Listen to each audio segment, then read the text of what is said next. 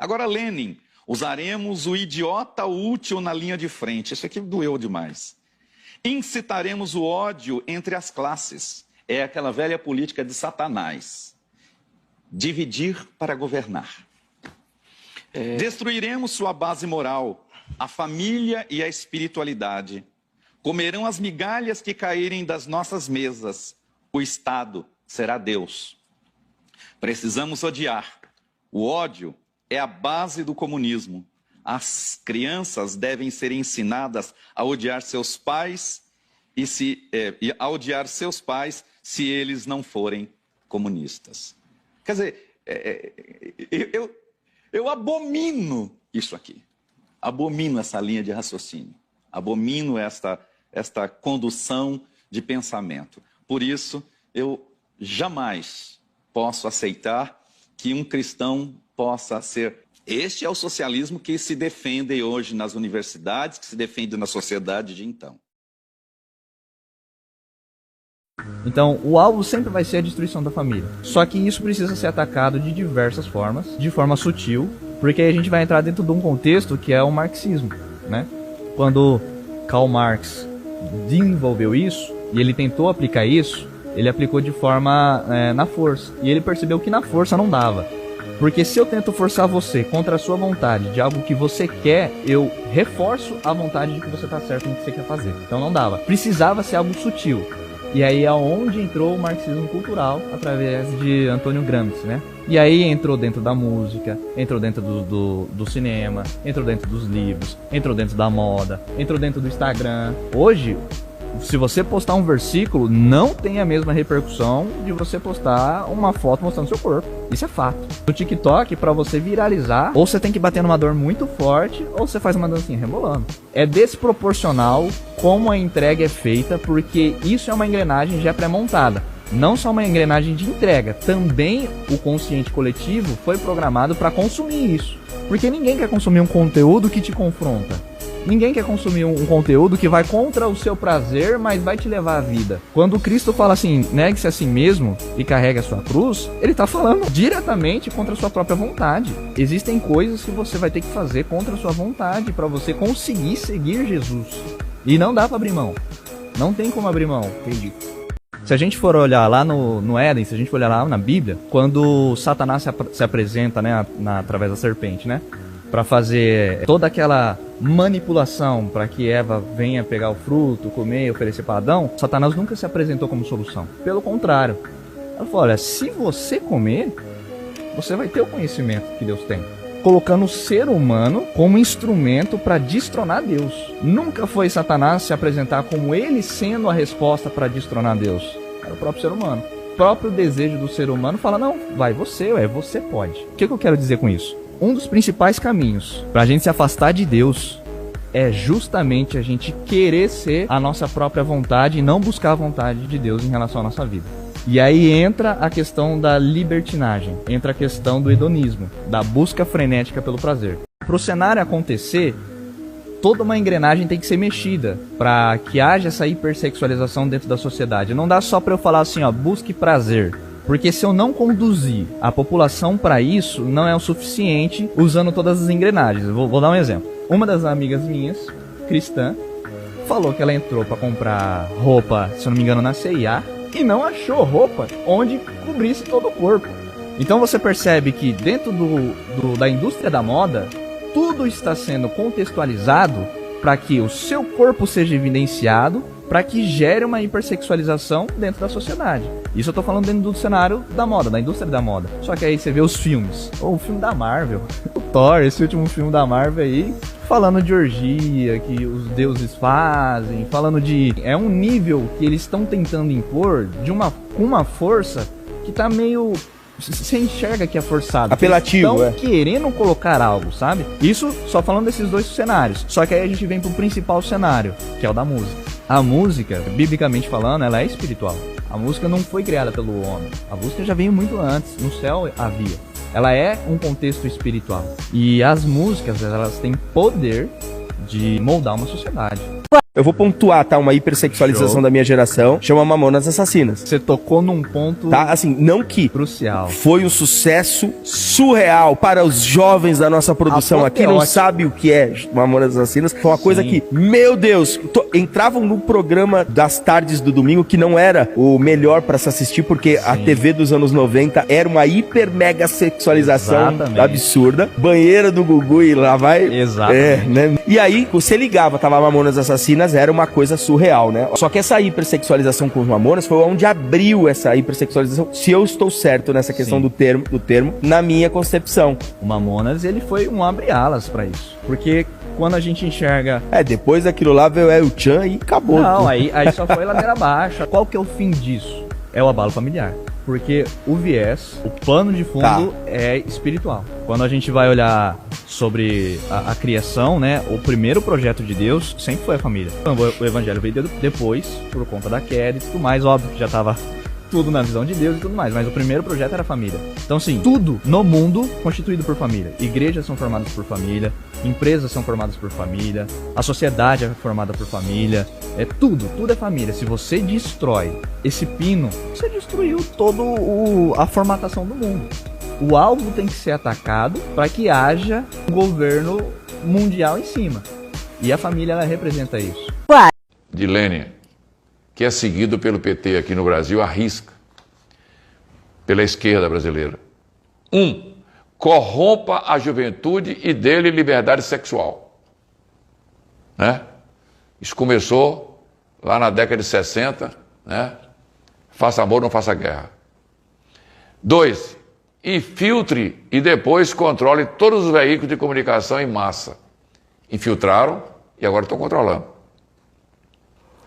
Divida a população em grupos antagônicos, incitando a discussões sobre assuntos sociais. O branco contra o preto, o rico contra o pobre, o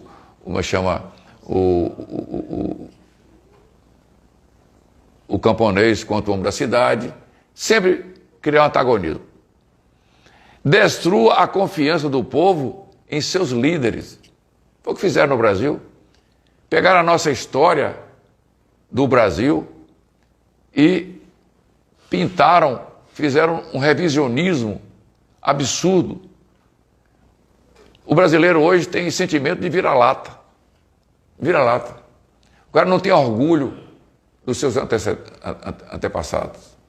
A gente tem orgulho da mata, do céu azul, do mar, da riqueza do solo. Nós não temos orgulho dos nossos antepassados. Disseram que Dom João VI, que foi um grande estadista, foi o único que conseguiu vencer Napoleão, que foi um comedor de galinha. Dom Pedro I, que proclamação da República, que estava com dor de barriga. Na verdade, foi um grande trabalho feito por a Leopoldina, sua esposa, no sentido de motivá-lo a proclamar a nossa independência. Dom Pedro II foi um dos maiores estadistas, cientistas. O Brasil tinha não sei quantos quilômetros de ferrovia, tinha a melhor frota de cabotagem do mundo, superava até a Inglaterra, na época de Dom Pedro II. Cita como um babaca. Quer dizer, Tiradentes, um homem que deu a vida, o protomártir da independência, desmistifica o cara todinho, que o cara era um brigão, que era um arruaceiro, que era isso, que era aquilo. Eles destruíram a nossa história. Está aqui, no decálogo de Lênin, destrua a confiança do povo em seus líderes.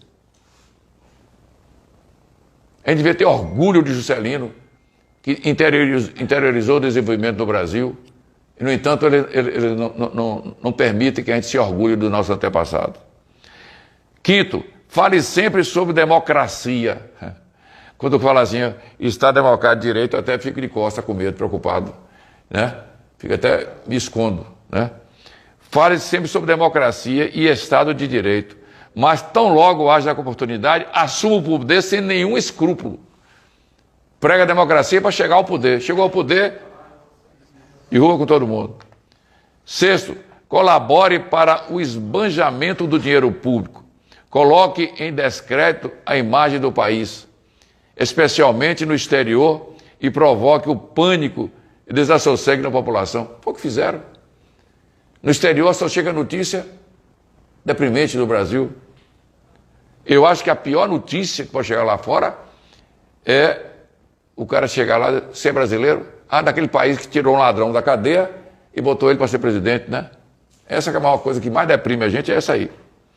7º, promova greves, mesmo ilegais, nas indústrias vitais do país. Foi o que Lula mais fez, foi greve. 8, promova distúrbios e contribua para que as autoridades constituídas não as coíbam. É o que Lula está fazendo. O MST pode invadir e não pode fazer nada contra eles. O black bloc deles lá destrói vidraça, quebra banco, quebra tudo, né?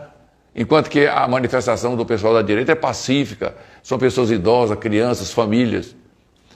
9, contribua para a derrocada dos valores morais, da honestidade e da crença nas promessas dos governantes.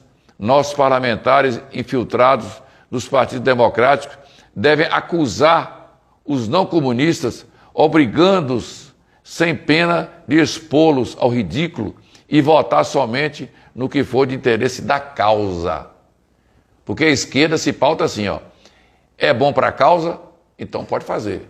O fim justifica os meios. O fim não justifica o meio. Para eu tomar a camisa daquele rapaz ali, não é justo que eu chegue lá e mate ele. Se o meio para tomar a camisa dele é matá-lo, por mais que seja necessária a camisa que eu tome dele, não justifica eu matá-lo. O fim não justifica o meio. E o que é que eles fazem no Brasil? Roubaram durante os 13 anos de governo, 13, 14 anos do governo do PT, porque justificava a causa que eles entendem. Por último, 10, procure catalogar todos aqueles que possuam armas de fogo para que eles sejam confiscadas no momento oportuno, tornando impossível qualquer resistência à causa. Ou seja, desarmar o povo. É o que a esquerda gosta. Você vê que nós fizemos um plebiscito aí no início do governo de Lula, no primeiro governo, consultando a população se concordava em desarmar. O povo disse não. Mesmo assim, eles continuaram desarmando. Não adianta. O plebiscito só seria seguido se fosse fazer o que eles querem. Porque se o povo tivesse dito, tá bom, concordo em desarmar, eles estariam legitimados. Mas não conseguiu. Eles continuam desarmando o povo. Bolsonaro é que permitiu um pouco mais de que as pessoas se armassem, protegessem os seus valores, protegessem sua família, defendessem sua mulher, seu filho, sua propriedade e, graças a isso, diminuiu muito a criminalidade. O número de assassinatos no Brasil diminuiu consideravelmente, inclusive combatendo muito o tráfico de drogas. Então, eu faço aqui aquele apelo. Como é que pode um país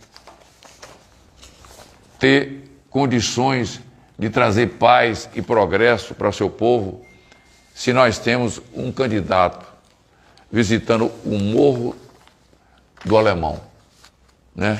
Vestindo a camisa do CPX e sendo ovacionado pela turba de marginais, de maconheiros, de pessoas fora da lei, dizendo Lula é do comando. Mas o Brasil não é do comando. O Brasil é do povo brasileiro. E um deputado estadual propondo o desarmamento da Polícia Militar. As pessoas estão querendo saber quem é este deputado. Conheça o autor do projeto agora. Nós precisamos que a sociedade se manifeste a respeito da forma de agir da Polícia Militar. O que nós queremos é justamente isso, que a sociedade diga se a forma com que nós estamos agindo é correta ou deve permanecer, ela é viável, ou se ela deve mudar. E mudando, só desarmando a Polícia Militar. Os militares têm sido condenados por uso de arma letal. Eu digo por uso porque os confrontos são inevitáveis, eles ocorrem rotineiramente e vão continuar ocorrendo, como ocorreu na semana passada, 2 desfechos fatais só em Goiânia, né? Dá uma olhada nessa notícia, amplia a tela para... Aqui, dá certo aí. Dá uma notícia, essa notícia no jornal O Globo, desses últimos dias, diz aí, vice-presidente, não é um vereador qualquer, Não é militante. Um militante. Um apoiador. Né? É o vice-presidente nacional do Partido dos Trabalhadores. O que eles estão propondo? Eles estão propondo abrir uma igreja ligada ao partido. E segundo o vice-presidente do Partido dos Trabalhadores, já estão trabalhando no estatuto dessa nova igreja, já tem o nome da igreja, e a intenção deles é criar uma denominação que esteja ligada com a esquerda.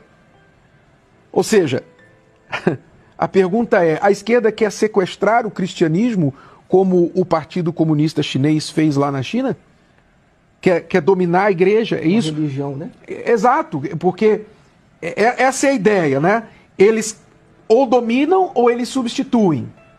Ou dominam ou substituem. Quer dizer, estamos olhando para uma prévia do que acontece nos regimes comunistas. Me faz trazer à memória aqui também aquela advogada que viralizou aí na internet semanas atrás, onde ela conclamava seus militantes de esquerda para infiltrar na escola dominical das igrejas evangélicas, para começar a doutrinar as crianças com respeito aos ensinamentos da esquerda. Ou seja, eles querem sequestrar o cristianismo, querem dominar, querem sequestrar a igreja com a intenção de sequestrar, chegando ao ponto, o absurdo, olha o absurdo, a intenção por trás de abrir essa igreja